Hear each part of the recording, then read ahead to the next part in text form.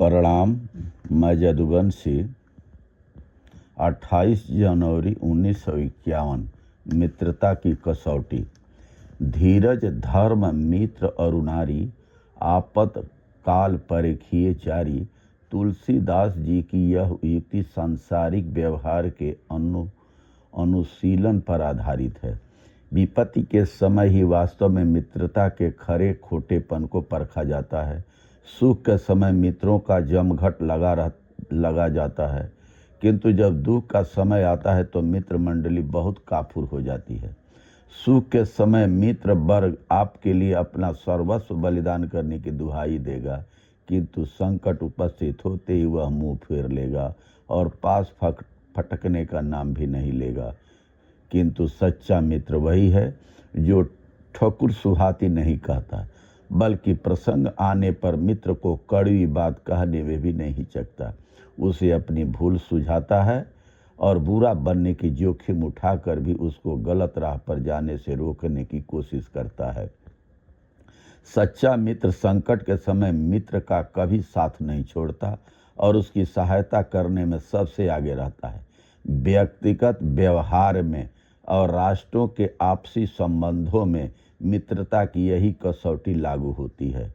जो मित्रता इस कसौटी पर खरी नहीं उतरती, उसे निरर्थक ही समझना चाहिए। भारत को इस समय तीव्र रूप में खाद्य संकट का सामना करना पड़ रहा है। अनावृष्टि, अतिवृष्टि, बाढ़ और भूकंप आदि दैवी प्रकोपों के कारण इस वर्ष उसे 60 लाख टन अन्न की कमी पड़ेगी, ऐसा अनुमान किया जाता है। इस संकट का कैसे मुकाबला किया जाए, यह उसकी चिंता का प्रधान विषय है। वह अन्न की कमी को पूरा करने के लिए हर तरह से प्रयत्नशील है। वह अन्न की खपत को घटा रहा है। उसने राशन की मात्रा घटा दी है। देश के भीतर अन्न की उपज बढ़ाने और अनाज का संग्रह करने की कोशिश कर रहा है। वह विदेशों से भी अन्न का अधिक से अधिक आयात करने की फिक्र में है। संभवतः उसने अपने मित्र देशों से जो उसकी अन्न की आवश्यकता पूरी करने की स्थिति में है, अन्न की याचना की। ऐसे देशों में अमेरिका भी एक है। अमेरिका से भारत ने अनुरोध किया है कि इस समय यदि वह 20 लाख टन अनाज दे देगा तो भारत को इस संकट में से पार होने में बड़ी सहायता मिलेगी। भारत को अन्न की बेहद आवश्यकता है और अमेरिका के पास अनाज की कोई कमी नहीं है। तो वर्तमान सरकार से आज 2026 है, इसमें वर्तमान सरकार और वही अमेरिका आज किस लाइन पर है, टैरिफ लगा करके किस तरीके से देश को परेशान करने की स्थिति में पैदा कर रहा, हर देशों को भी इसी तरीके से परेशान कर रहा है। तो रसिया जो हमारा मित्र सदियों से रहा है, वो अमेरिका कहता है कि रसिया से तेल मत खरीदिए। यूक्रेन से युद्ध लड़ता है। ईरान से तेल मत खरीदिए क्योंकि वो भी लड़ता है।